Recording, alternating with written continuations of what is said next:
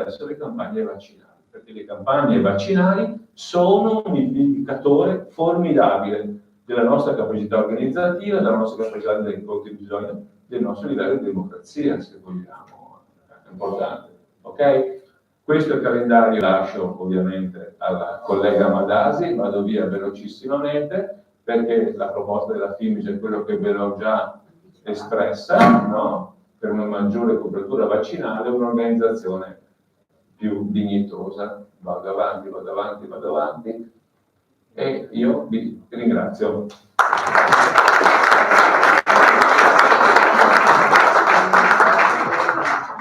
Grazie per l'efficacia e la condivisione totale sul mettere al centro la persona.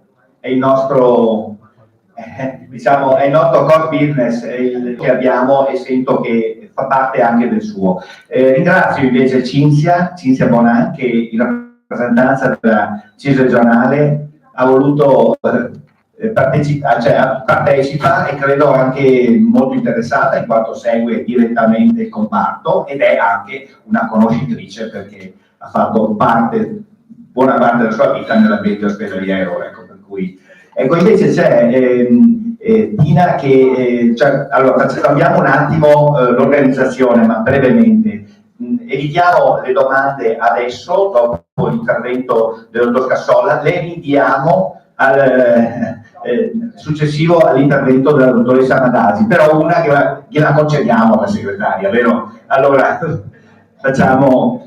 Allora, no, la prima è una comunicazione, un'informazione anche ai nostri relatori, che noi come sindacato, relativamente anche all'invito ad essere attori nel territorio, fare comunicazione e informazione sull'invecchiamento attivo, abbiamo in via sperimentale, con i limiti che possono esserci stati, fatto uscire una nostra pubblicazione, quindi come invecchiare, fornendo indicazioni, facendo comunicazioni, cercando nel nostro piccolo di fare formazione, di dare delle conoscenze nella logica della cultura della prevenzione e anche della cultura. Però la domanda provocatoria, prima di passare alla dottoressa, che è molto preoccupata, perché dice devo ancora cominciare, e guarda quante questioni escono fuori, quindi le assicuriamo che non si deve preoccupare di noi, è un ambito in cui si ragiona e si discute con serenità.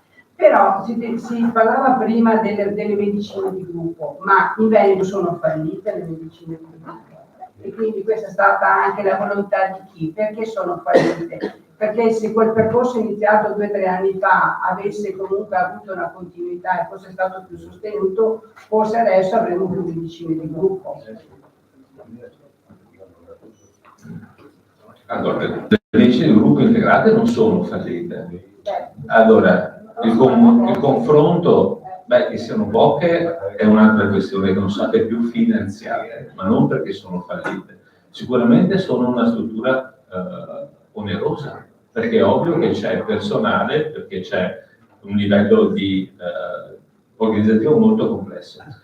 Se voi guardate i dati della dottoressa Ghiotto, ex... ha fatto formazione a noi. Esatto, allora, i dati dimostrano esattamente il contrario, che dove ci sono medicine di gruppo integrate, i risultati di salute sono molto più elevati rispetto al medico che lavora da solo e alle medicine di gruppo semplice. Perché non hanno avuto una diffusione nel territorio, era questo. Adesso, sì, no, ma... loro partite come modello. No, ma arrivo. Allora, rappresento il 23% perché solo il 23%. Allora, perché sono costose, perché non Geseschi, questa è la risposta che ci dà l'assessore e Zaia. Zaia dice anche, ma non funzionano.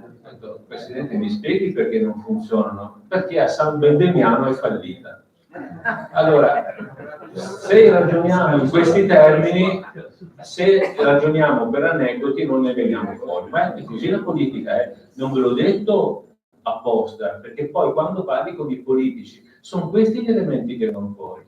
Quando parli con il presidente Zaio, quando parli con Sonia Brescacin, loro tirano fuori gli esempi dei loro paesi o le lettere che arrivano. Se noi ragioniamo in termini di efficacia, ti ho detto, i dati della regione dico che funzionano, non solo, ma funzionano anche nella diminuzione degli accessi al pronto soccorso. Cavarzare, rispetto a Piove di Sacco, rispetto a Chioggia, ha dei risultati splendidi.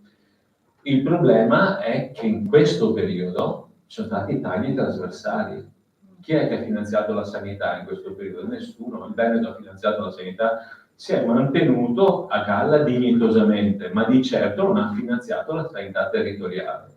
Quando io prima vi ho detto che mancano dai 3-4 miliardi di finanziamento solo per il Covid, vi ho dato di tutte le regioni, vi ho dato un dato drammatico, metti del 10-11% riguardo il Veneto, sono dati drammatici comunque, d'accordo? Allora, il problema è se il gioco vale la candela. Io dico di sì, perché abbiamo gli stessi interessi. Se io lavoro in un ambiente protetto, sicuro, tranquillo, io do il meglio alla mia popolazione, io lavoro sereno, ma se io sono da solo come un cane, come gioco il detto, devo avere 10 tentacoli per rispondere al telefono, scrivere con la penna, guardare in faccia magari anche la persona e guardare più a lungo il computer perché devo imputare dei dati, è chiaro che è una vita d'inferno. E voi giustamente soffrite con me, perché non riesco a darvi quello che vi spetterebbe. Allora, su questo, come parti sociali, abbiamo dei grandi interessi in comune. Si può fare una domanda, però, perché questa discussione è importante. Mi metti in difficoltà, ma tientela perché è sicuramente la dottoressa, alla dottoressa chiediamo, non naturalmente chiediamo di darci risposte diciamo, complesse